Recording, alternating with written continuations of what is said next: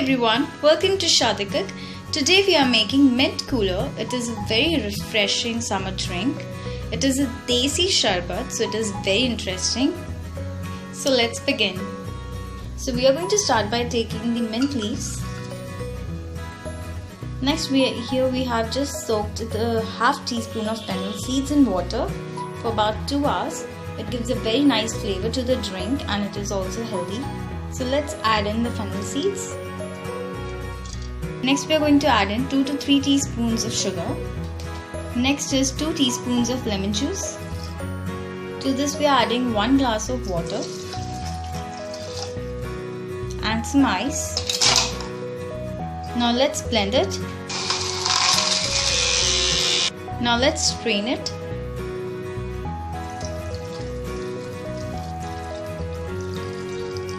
Now let's serve it. We are going to first put in the mint leaves like this and now pour in the drink.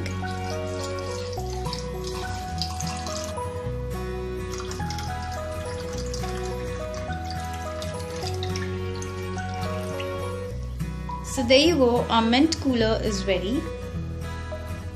It tastes all minty and so refreshing.